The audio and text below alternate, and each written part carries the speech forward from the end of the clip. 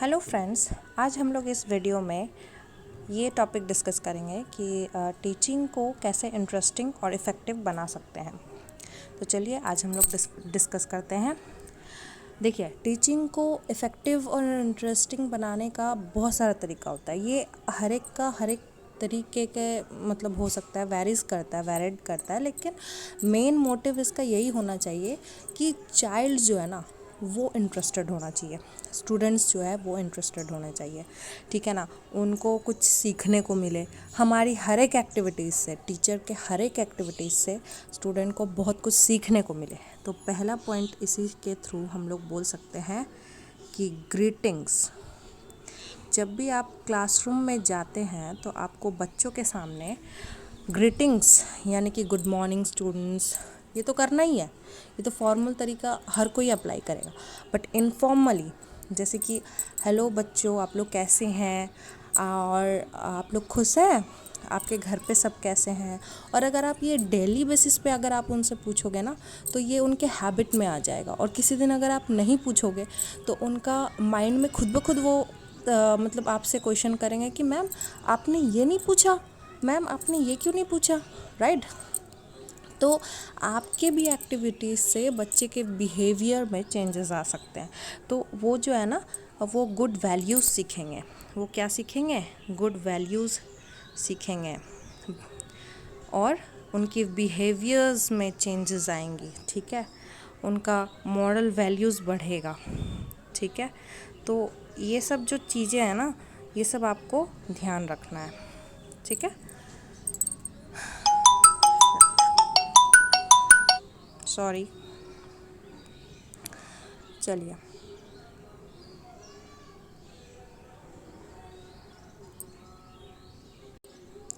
इसके बाद हम लोग आते हैं सेकेंड पॉइंट, दैट इज़ आपको जो टॉपिक पढ़ाना है उस पर आपको डायरेक्ट नहीं आना है। जो आपको लेसन पढ़ाना है उस पर आपको डायरेक्ट कभी नहीं आना है, कभी नहीं। इट इज़ द मेन मतलब ये सबसे इम्पॉर्टेंट होता है, आपको डायरेक्ट नहीं आना है। जैसे फॉर एग्ज़ाम्पल कि आप कोई पोएम पढ़ा रहे हो, जैसे हिंदी में एक पोएम है रसोई घर, ठीक है ना। तो उसमें आप बच्चों को एंगेज करोगे कि हाँ बच्चों, आपने लंच लाया है टिफ़िन बॉक्स में? अच्छा, आपको लंच कौन बना कर देता है? तो वो कहेंगे मम्मा बना कर देती है। अच्छा ठीक है, मम्मा बना कर देती है। अच्छा, आपको पता है कहाँ पे बनाती है मम्मा? हाँ, किचन में बनाती है। किचन बोलेंगे, रसोई घर तो बता नहीं पाएंगे वो लोग। तो आपको पता है किचन को हिंदी में क्या बोलते हैं? तो वो बोलेंगे नहीं मैम नहीं पता। तो उसी टॉपिक पे आपको वापस, नहीं उसको तो रसोई घर कहते हैं। तो इसी टॉपिक पे आज हम लोग पोएम पढ़ेंगे। यही आपको इस तरह से करना है, ठीक है ना। आपको इसमें क्रिएटिविटी लानी है, क्रिएटिविटी के साथ करना है जिससे कि उनको बहुत ज़्यादा मतलब वो इंटरेस्टेड हों। इसके थ्रू आप पिक्चर्स के थ्रू कर सकते हैं, एक्टिविटीज़ के थ्रू कर सकते हैं, और भी बहुत सारी चीज़ें हैं जो आप यूज़ कर सकते हैं, बहुत सारी, ठीक है ना। आप कुछ भी यूज़ कर सकते हैं, ठीक है।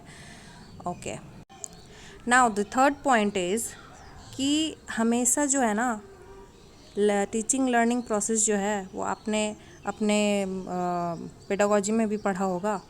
क्या होता है? चाइल्ड सेंटर्ड होना चाहिए, चाइल्ड सेंटर्ड, ओके। हमेशा चाइल्ड सेंटर्ड मतलब होता है कि चाइल्ड को फोकस में रख के हर एक काम करना है, ठीक है ना, हर एक चीज़, ठीक है, चाइल्ड को इम्पोर्टेंस देते हुए। ये तो आपका मेन ये है। अगर मान लो आप खाली सिर्फ पढ़ा के चले गए तो वो तो टीचर सेंटर्ड हो गया। नहीं, आपको स्टूडेंट को समझाना है, आपको उससे इंटरेक्शन करना है, राइट। इंटरेक्शन करना है, इंटरेक्शन, ठीक है ना। आपको उनके साथ रिलेशनशिप बॉन्डशिप अच्छी सी बनानी है, रिलेशनशिप, कम्युनिकेशन होना चाहिए अच्छे से, ठीक है। ये सब जो चीज़ें हैं ना, इससे चाइल्ड सेंटर्ड वो मतलब वो स्पीक आउट करे। आप खुद बोलते रहोगे तो that is not the process of teaching learning, okay. आपको ये करना होगा कि बच्चे भी बोलें, right. Okay, now the fourth thing is cross subject, cross subject, approach.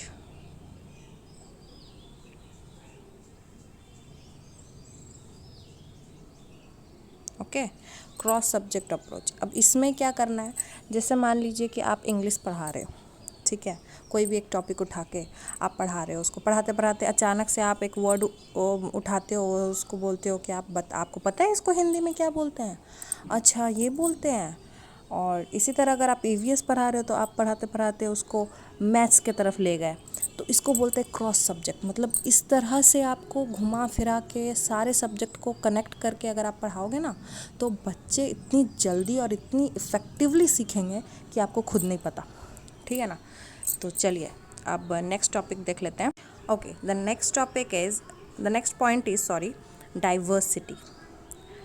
देखिए, India is a state of diversity, right. यहाँ पे हर तरह के लोग होते हैं इंडिया में, कोई इक्वल नहीं है। तो क्लासरूम में भी हर तरह के बच्चे होंगे, ठीक है ना। तो उनको हर किसी को इक्वली ट्रीट करना है, इक्वल देखना है, इक्वली, ठीक है। राइट टू एजुकेशन में भी बोला गया है कि हर एक सबको इक्वली देखो आप, डाइवर्सिटी वहाँ पे नहीं आनी चाहिए। तो मतलब जैसे मान लो आप कोई टॉपिक उठा रहे हो तो आपको इस तरह करना है कि आप जैसे मान लो आपको कोई टॉपिक बोल रहे हो, तो आप बोलोगे कि अच्छा बच्चों, आपके भी घर में क्या इसको कोई और लैंग्वेज में बोलते हैं, ये कुछ और पता है आपको। मतलब अननोइंगली, बट वो सामने वाला जैसा भी है वो उठ के खड़ा होगा और बोलेगा कि हाँ सर ऐसा बात है, या हाँ मैम ये बात है। तो वो स्पीक आउट करना है, बच्चों को खुलने का, ओपन होने का। उनको ये नहीं लगना चाहिए कि यार मैं तो सबसे अलग हूँ या ऐसा वैसा, कुछ नहीं, सब इक्वल है। उनको खुद में फील होना चाहिए ये चीज़, और ये फील कौन करा सकता है, एक टीचर, राइट। चलिए, नाउ नेक्स्ट है quality versus quantity. The topic is कि आपको क्वांटिटी पे फोकस नहीं करना है। आप कितना पढ़ा रहे हो, आप पढ़ाते जा रहे हो, that is not the fact. आप चाहे जितना पढ़ा लो, अगर बच्चे के दिमाग में नहीं घुसा तो वो कोई काम का नहीं आता है। अगर आपकी क्वालिटी सही है, क्वालिटी अगर आपकी क्रिएटिविटी के साथ अगर आप पढ़ा रहे हो, तो आप एक छोटी सी चीज़ भी पढ़ाओगे ना तो उसके दिमाग में ज़िंदगी भर रह जाएगी, राइट। तो बस यही चीज़ पे फोकस करना है। ओके, ये थे कुछ पॉइंट्स। अच्छा, और एक पॉइंट है कि एग्ज़ाम्पल्स के थ्रू आपको उनको बहुत ही अच्छे से, मतलब जितना आप एग्ज़ाम्पल्स के थ्रू आप उसको, और वो भी रियल लाइफ के साथ आप जोड़ के पढ़ाओगे ना, उतना वो समझेंगे उस चीज़ को, ठीक है ना।